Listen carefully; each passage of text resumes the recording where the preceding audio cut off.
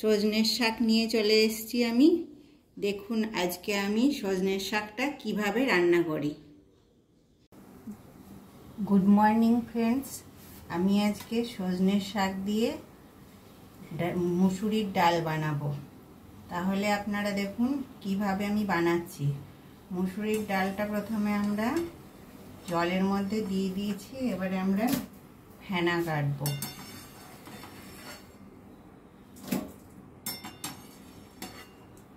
ফেনাটা কেটে ফেলে দিলে এতে একটা বিচ্ছিরি গন্ধ হয় না।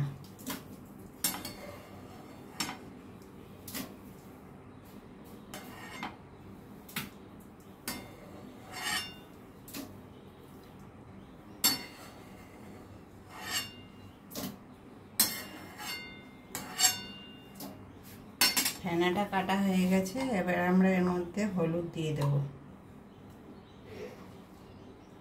একটু বেশি করেই হলুদ দেব।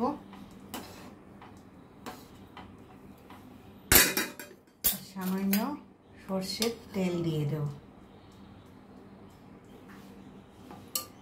এবারে ডালটা সেদ্ধ হোক। তাহলে দেখতে পাচ্ছেন ডালটা আমাদের মোটামুটি সেদ্ধ হয়ে গেছে। আর আমিও সজনের শাকটা এখন ধুয়ে কেটে নিয়ে চলে এসেছি। এবারে আমরা সজনে শাকটা এই ডালের মধ্যে দেব। এই যে এবারে সজনে শাকটা আমরা ডালের মধ্যে দিয়ে দিচ্ছি।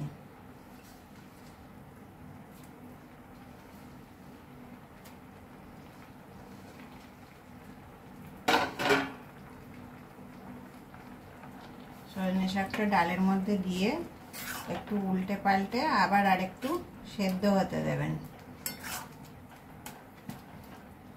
শাকটা যতক্ষণ না সেদ্ধ হচ্ছে ততক্ষণ আমরা ঢাকা দিয়ে রাখবো, সেদ্ধ হোক শাকটা।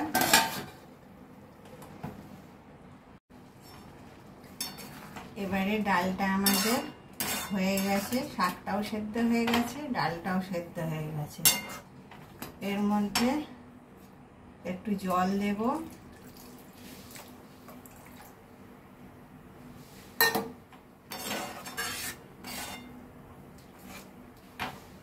সঙ্গে একটু নুন দেব।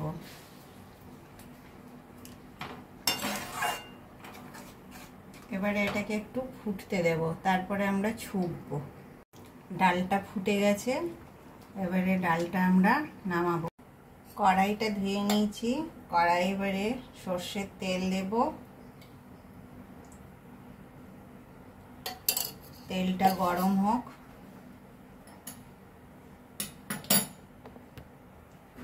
তেলটা গরম হয়ে গেছে, এবারে এতে দুটো লঙ্কা দিলাম।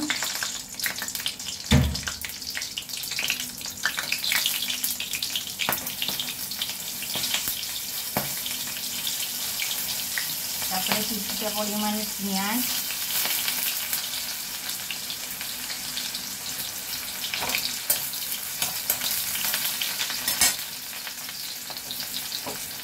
তারপরে কিছুটা রসুন কুচি,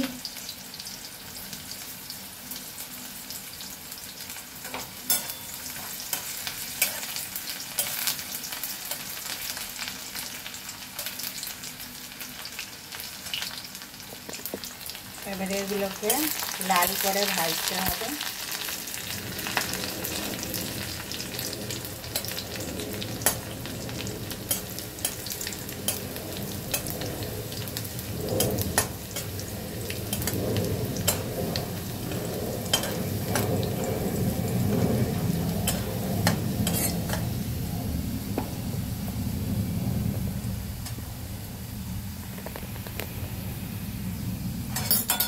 এবারে ডালটা আমরা ছড় দেব।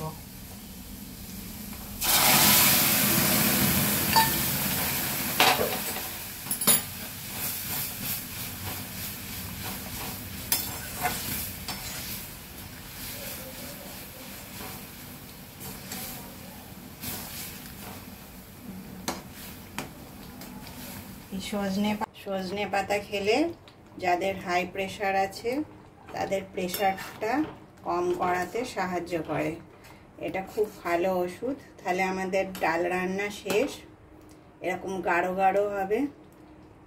আর আমার এই রান্নাটা আপনাদের কেমন লাগলো জানাবেন অবশ্যই। আমার সঙ্গে থাকবেন আর আমার চ্যানেলটাকে লাইক, শেয়ার এবং সাবস্ক্রাইব করবেন। নমস্কার।